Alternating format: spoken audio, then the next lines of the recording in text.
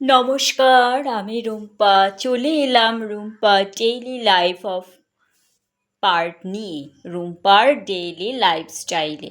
সবাই কেমন আছেন? আমি মোটামুটি ভালোই আছি। প্রত্যেক দিনের মতো আজও আমার নিত্য নৈমিত্তিক কাজ নিয়ে আমি আপনাদের সামনে হাজির।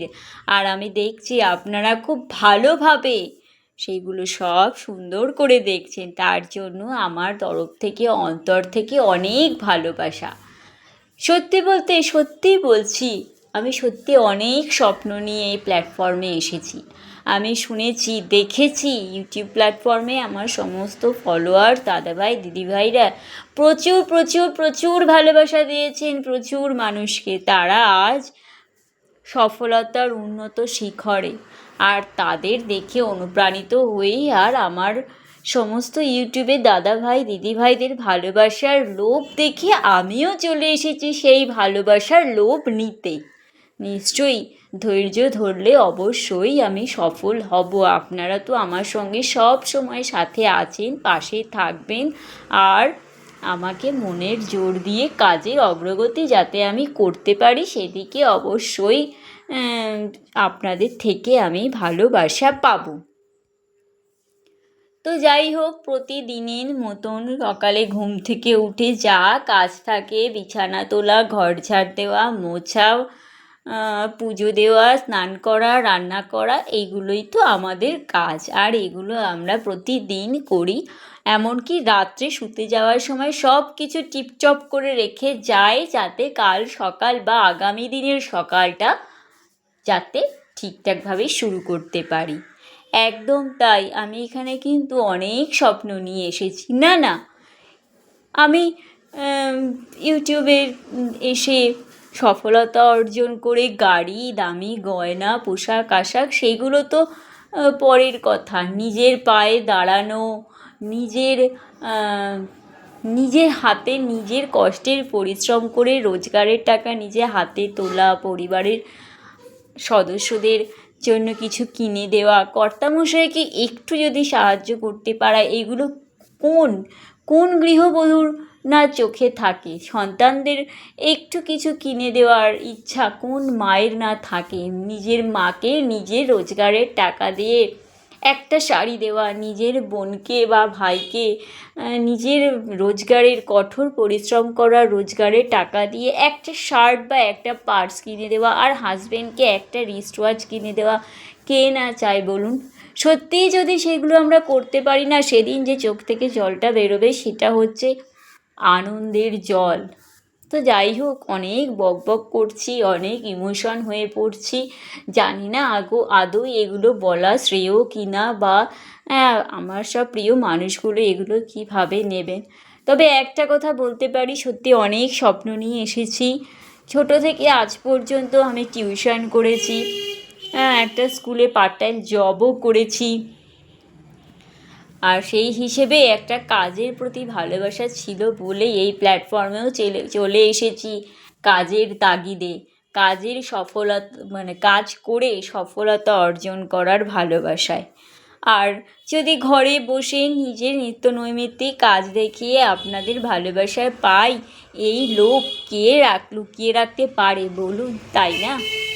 আর বড় বড় সব দাদাভাই, দিদিভাইদের দেখে তো আমরাও অনুপ্রাণিত হচ্ছি। তারা কত সুন্দর করে ভিডিও বানায়, কত সুন্দর ক্যামেরার সামনে এসে নিজেদের তুলে ধরে, কত ক্যাজুয়ালভাবে তারা কথা বলে, তারা কি করছে, তাদের কাজের ধরন কি বলছে, সব কিছু আমরা দেখে শিখছি। কিন্তু কইবার পারি, তাই না? যাই হোক, চেষ্টা তো করে যাচ্ছি। একদিন আশা রেখেছি অবশ্যই আমার ভিডিও একদিন মিলিয়নে যাবে, সেই আশাতেই রয়েছি। ওই যে আশায় কি একটা কথা আছে না, বাসা বাঁধে চাষাবাদ, এরকম টাইপ, আমি ঠিকঠাক বলতে পারলাম না। তো ঈশ্বরের কাছে প্রার্থনা করি, ঈশ্বর আমার আর আমার বোনও আমার সাথে এই ইউটিউব প্ল্যাটফর্মে ভিডিও করছি আমরা। ঈশ্বর আমাদের এই ইচ্ছাটুকু একটু পূরণ করতে সহযোগিতা করো, একটু আমরা ভালো ভিডিও বানাতে পারি, যাতে একটু মানুষ আমাদের ভিডিওগুলোকে গ্রহণ করুক। তোমার কাছে আমার অন্তর থেকে এই চাওয়াটাই রইল।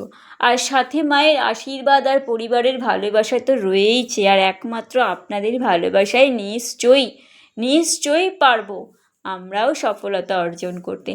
আজকে আমি কিন্তু আর আমার ঘর সংসারের কাজ দেখাচ্ছি ঠিকই, কিন্তু ভীষণ আবেগপ্রবণ হয়ে পড়েছি। জানি না পারবো কি না, সকাল থেকে মনটা ভীষণ ছটফট করছে। আদৌ কি পারবো? যেই স্বপ্ন নিয়ে এসেছি, স্বপ্ন কি সত্যি পূরণ হবে জানি না। তবে হ্যাঁ, আমার কর্তামশাই কিন্তু ভীষণ সাপোর্টেড মানুষ, ভীষণ সাপোর্ট করে, সব সময় মনের জোর দেয়, পারবে পারবে। আমার বোনও তাই ভীষণ পজিটিভ কথা বলে, পারবি রে দিদি, আমরা দুজনে ঠিক পারব। এইভাবেই আমরা দুজনকে সহযোগিতা, মানে মনের জোর দিয়ে সহযোগিতা করি। আর আপনাদের ভালোবাসায় থাকলে নিশ্চয়ই আমিও সেই স্বপ্ন পূরণ করতে পারবো। তো যাই হোক, অনেক বকবক করলাম। ফ্রিজটা সত্যি কথা বলতে অনেক দিন মোছা হয় না, ফ্রিজ মুছতে গিয়ে তো আমি অবাক, বাপরে বাপ, যেন মনে হলো ফ্রিজ থেকে আমার হাস্যকৌতুক বলতে গেলে যেন মনে হলো ফ্রিজ থেকে আমার সুনামির জল বেরোলো। আসলে এত নানান ধরনের কাজের চাপ থাকে, আর সেই হিসেবে ফ্রিজ মোছার আর সময়ই হয় না। তারপর মাঝখানে তো কতগুলো উৎসব চলে গেল, বোনের বাড়ি, মায়ের বাড়ি যাওয়া হলো, জামাই ষষ্ঠী, পয়লা বৈশাখ, লোকনাথ বাবার পুজো, মানে তার আগে মনে হয় আমি ফ্রিজ মুছেছি।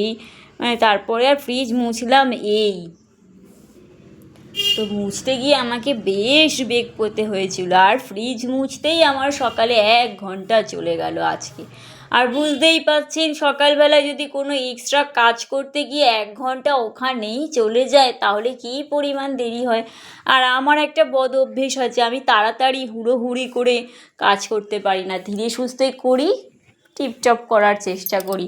আর আমার তো ওপরে টিনের চাল, জল পড়ে তো রান্নাঘরে, তো সেই জন্য আমার দৌড়িয়ে কাজ করতেও ভয় লাগে। একবার তো স্লিপ কেটে পড়েও গেছিলাম।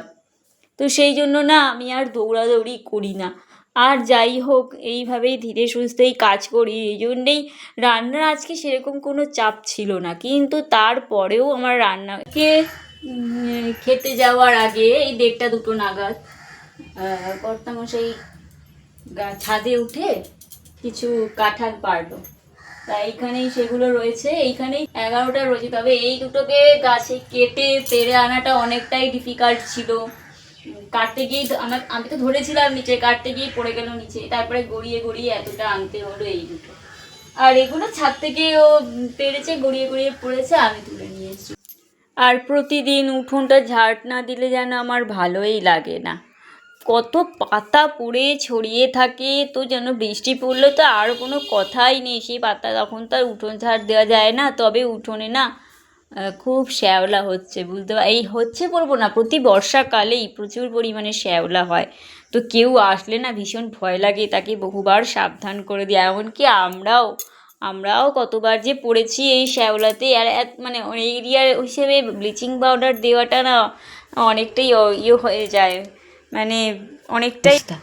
আমি যাচ্ছিলাম তুলসী মন্দিরে জল দিতে, ও ভেবেছে আমি ওর সঙ্গে গল্প খেলা করতে এসেছি। আয় আয় আয় আয় আয় আয় আয় আয় আয়, এই হচ্ছে অবস্থা। আমি যাচ্ছিলাম তুলসী মন্দিরে জল দিতে, দেখুন কেমন তাকিয়ে আছে। কই গেলি? আয়। তো যাই হোক, যাই পুজো টুজো দিই। আজ তো বুধবার, তো ঠাকুরের ঘর তোলা হয়ে গেছে, এই যে। আর এই যে ফুল ফুটেছে দেখুন, একদম সকালে ফুলগুলো তুলে নিয়ে এসছি। এখন তো মাঝে মাঝে বৃষ্টি হয়, তো কোন দিন বৃষ্টি হবে ফুল তুলতে যেতে পারবো না, সেই জন্য একদম সকালেই ফুল তুলে নিয়ে এসছি। একটাই শুধু এই ফুল ফুটেছে, এই ফুল একটাই লক্ষ্মী ঠাকুরের পায়ে দিতে পারবো, কিন্তু তুলসী মন্দিরে সাদা ফুল দেয় কিনা জানিও না, তো সেই জন্য তুলসী মন্দিরে কোনো সাদা ফুল, মানে কোনো ফুলই দিতে পারিনি, একদম ফুল দিয়ে সাজিয়ে দিয়েছি।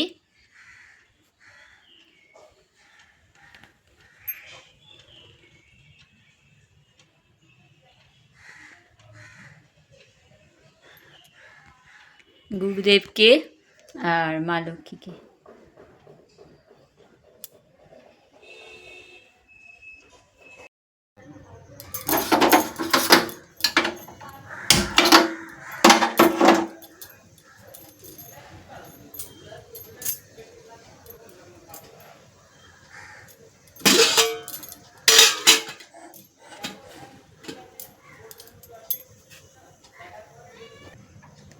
ভাত তো বসিয়ে দিয়েছি।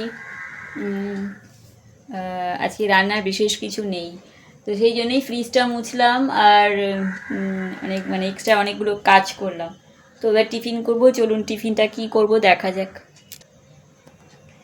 যেহেতু বাড়িতে অনেক কাঁঠাল রয়েছে, তো আমি আর রুটি আছে কিন্তু রুটি খেলাম না, এই পায়েসটা যাতে শেষ করতে পারি সেই জন্যই পায়েসটাই এখন টিফিন করে নেবো। আর ও আসলে ওকেও কিছুটা পায়েস দিয়ে দেবো, যদি ও খায় তো তাহলে আজকের মতন শেষ হয়ে যাবে। তো পায়েসটাই আজকে সকালে টিফিন করে নিচ্ছি।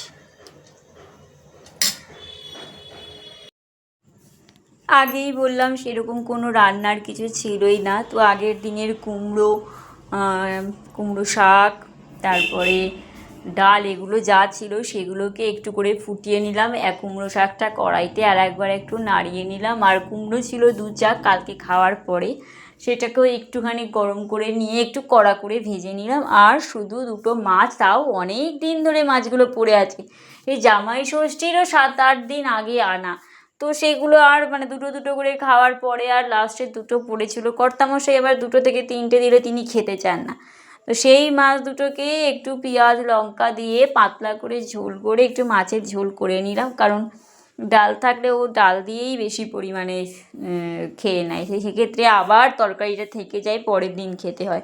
সেই জন্য আমি আর মানে বেশ মশলা টশলা দিয়ে বা পেঁয়াজ ঘষে রান্না করলাম না, জাস্ট পাতলা করে একটুখানি 2টো কাঁচা লঙ্কা দিয়ে পেঁয়াজ কুচি করে নুন হলুদ লঙ্কা দিয়ে ফুটিয়ে নামিয়ে নিয়েছি। তবে এইভাবে খেতে কিন্তু দারুণ লাগে। প্রত্যেক দিন একটু অন্যরকম ওই কষিয়ে রান্না করার থেকে যদি মাঝখানে একটু হালকা করে এরকমভাবে রান্না করা যায় না, টেস্টটা একদম বেশ অন্যরকম হয়। তো সেই হিসেবে রান্নাটা মানে করা হয়েই গেল, আর খেতে বসেও দেখলাম মাছের ঝোলের টেস্টটা দারুণ হয়েছে। কর্তামশাইকে জিজ্ঞেস করলাম এরকম কেমন লাগলো, বললো বেশ ভালো হয়েছে, নিত্য নৈমিত্তিক দিনের থেকে একটু আলাদা যখন হয় ভালোই লাগে খেতে। তো তৈরি আমার মাছের ঝোল।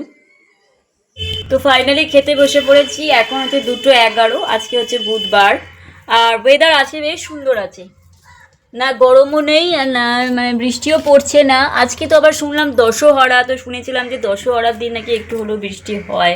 তো যাই হোক আজকের ওয়েদারটা খুবই ভালো, গরমও না ঠান্ডাও না। তো আমরা খেতেও বসে পড়েছি, চলুন একবার দেখা যাক। তো হয়ে গেল কাজকর্ম কমপ্লিট, একটু বাইরে আসলাম, জামা কাপড়গুলোও তুলে নেব, আর একটু বাইরের ওয়েদারটাও ভালো আছে আজকে, তো সেই জন্য ভালোও লাগলো একটু বাইরে আসতে। তো আরও একটা দিন শেষ হলো, আপনাদের ভালোবাসায় আমিও ভালো আছি। আমাদের সবাইকেই ভালো থাকতে হবে, সুস্থ থাকতে হবে।